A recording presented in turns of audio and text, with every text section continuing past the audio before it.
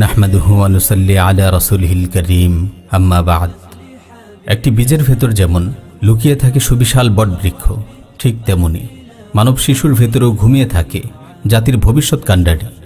সঠিক পরিচর্যা না পেলে বীজ যেমন বৃক্ষে পরিণত হয় না, অঙ্কুরেই বিনষ্ট হয়, ঠিক তেমনি শিশুরাও সঠিক পরিচর্যা না পেলে তাদের বড় হওয়ার সম্ভাবনা নষ্ট হয়ে যায়, বরং অনেক সময় বিপথে গিয়ে দিন ও মানবতার শত্রুতে পরিণত হয়।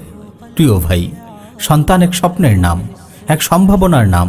সন্তানকে যদি সঠিক পরিচর্যার মাধ্যমে বড় করা যায়, তাহলে এই সন্তান আগামীতে উম্মার জন্য এক বিশাল রহমত রূপে আবির্ভূত হবে, আর মা বাবার জন্য আখিরাতে নাজাতের কারণ হবে। আমরা অনেক সময় সন্তানদের শিক্ষা দীক্ষা ও পরিচর্যায় অবহেলা করি, অথচ এই প্রজন্মকে সঠিকভাবে গড়ে তোলার সঙ্গে জড়িয়ে আছে উম্মার অস্তিত্বের প্রশ্ন। শৈশবকাল থেকেই সন্তানকে ইসলামের বিজয়ের স্বপ্ন দেখান, তার কচি হৃদয়ে বপন করুন আল্লাহ তাআলার ভালোবাসা ও প্রিয় নবীর মোহাব্বতের বীজ।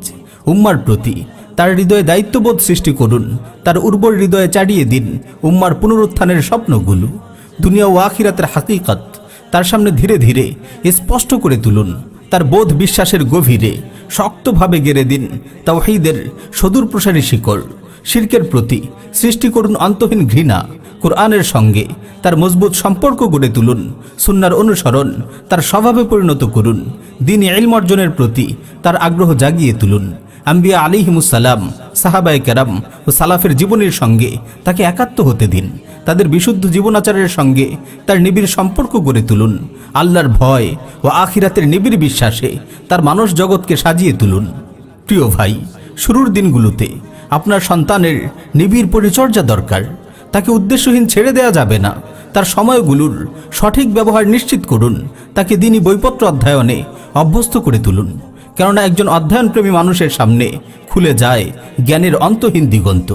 সন্তানের বিশুদ্ধ মানসিকতা গঠনের অন্যতম হাতিয়ার হলো এই পরিকল্পিত অধ্যয়ন।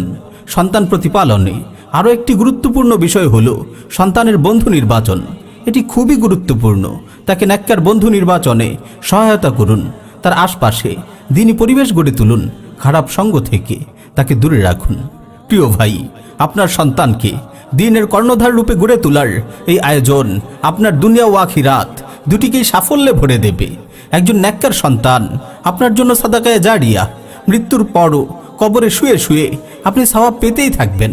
সুনানে নাসাইতে সহিহ সনদে বর্ণিত হয়েছে, রাসূল সাল্লাল্লাহু আলাইহি ওয়াসাল্লাম ইরশাদ করেন, ইযা মাতাল ইনসান ইনকাতা আমালুহু ইল্লা মিন সালাসা, মিন সাদাকাতিন জারিয়াহ ওয়া ইলমিন ইউনতাফাউ বিহি ওয়া ওয়ালাদিন সালিহিন ইয়াদউ লাহু। মানুষ যখন মারা যায় তার আমল বন্ধ হয়ে যায়, তবে তিনটি উৎস থেকে সওয়াব জারি থাকে। 1. সাদাকায়ে জারিয়া, 2. উপকারী ইলম, 3. নেককার সন্তান যে তার জন্য দোয়া করে। আল্লাহ তাআলা আমাদের সবাইকে নেককার সন্তান গড়ে তোলার তৌফিক দান করুন।